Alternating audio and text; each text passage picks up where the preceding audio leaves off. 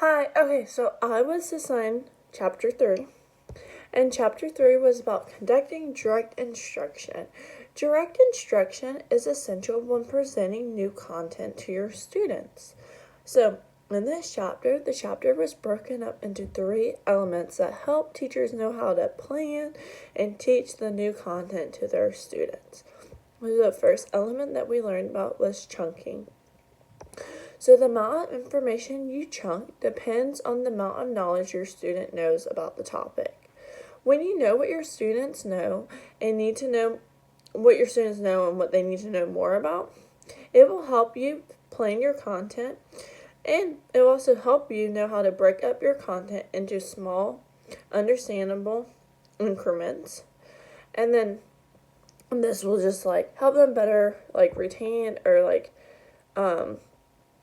the information, and you won't lose your students' attention, because if you teach the whole content at one time, for me, I would lose focus and I wouldn't pay attention. So hopefully by breaking up the content into smaller increments, you won't lose your students' attention and that they can retain the information better. So just a recap over chunking, there was chunking was broken up into 3 sub-elements, which I already talked about. So the first one was pre-assessment data. So that was to plan for chunking. So that's based on your students' understanding. The other one was presenting content in small increments, which is what I was saying, for you don't lose your students' attention. And the third one was allowing process time. So for allowing process time, I haven't touched on that. So you're doing activity, you're doing strategy for they can do it. They can do what you're talking about. So the 3 things that we always talk about: make sure they're seeing it, make sure the students are hearing it, make sure they're doing it. You're retaining that information better. So that was over chunking. So the second element was processing content. So each of your students will process the information or content differently. As we all know that students all learn differently. Some learn faster than others, some learn slower than others. So as a teacher, you need strategies that will help them understand and retain the information. So the last element is called recording and representing content. The best way for me to remember what this is basically like a summary of what you learned. So when students record the information, they're writing about it, which helps one attain the information. It could also help them memorize it. Plus, once they have written it down, they have to put it into an organizer, which will make them think and figure out where this information goes. And when you do that, it will help them retain the information better. So I am in a 2nd grade classroom at Timber Creek Elementary at Livingston ISD. So the strategies I chose from this chapter are the jigsaw strategy and the sequence graph organizer. So for the jigsaw strategy, you will split up the students into equal groups. Each group will have 3 to 4 students depending on how big your classroom is. These groups are called the expert groups. So you will have one expert group, another expert group, and another, and so on, just depending on how big your classroom is. Then, once you have your expert groups, you will assign each expert group a different aspect of the lesson to focus on. So expert group 1 will have a different aspect than expert group 2, and so on. So from these expert groups, your 3 to 4 students in each group, they will do research and take note on their assigned aspect or / topic. After they become experts at their topic, then they will go back to their table and present their findings to one another.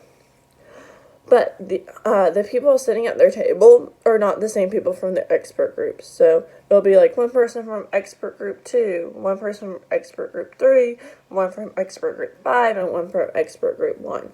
So they can all learn from each other, and that they can be oh, so you learned this. I had a different aspect.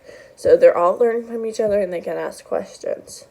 So I would use the jigsaw strategy when we finished reading a book, because that's what my mentor teacher does.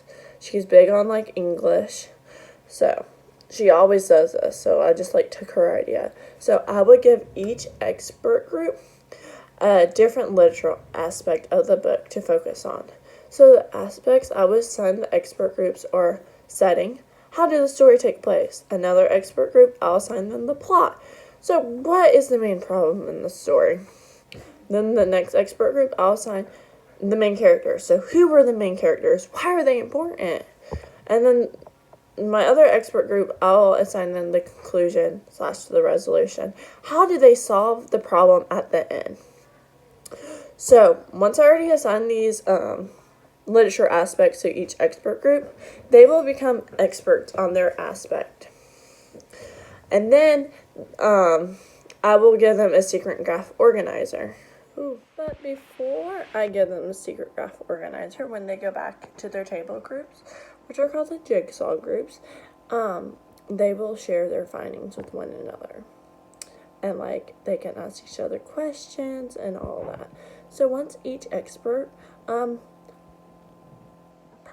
student has shared their new knowledge with each other, they will be given a secret graph organizer.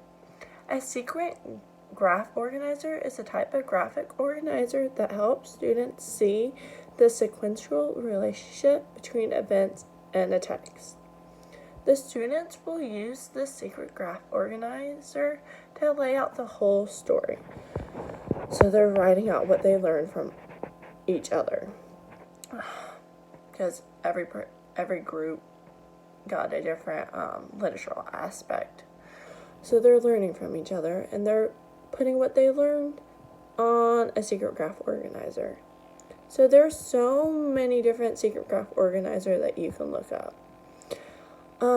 But I'm going to use the secret graph organizer as a whole class. So after my students become experts in their literature aspect and then report what they learned to their jigsaw groups, I would call the whole class to the carpet and tell them to bring a pencil and a clipboard.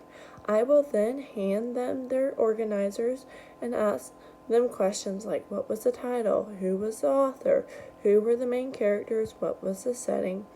What events happened first? What was the second event? What was the third event? And so on. And when they're answering my questions, I will write it on my secret graph organizer, which will be projected on the whiteboard so they can copy what I have written down. And I feel like doing the secret graph organizer is important for students to remember the story better, and they can refer back to their organizers if they forgot a part of their story. Like, let's just say they're telling their story to their mom or their dad. They're like, oh man, I can't remember this part. But wait, I can pull out my secret graph organizer, and then I can tell you. Like, it's just like a reference. And then I'm going to show you the secret graph organizer that I would use in my classroom. 1 second. How I would use it, like the title, the author, the characters, the setting, the place, the time, and like the events in order. Thank you.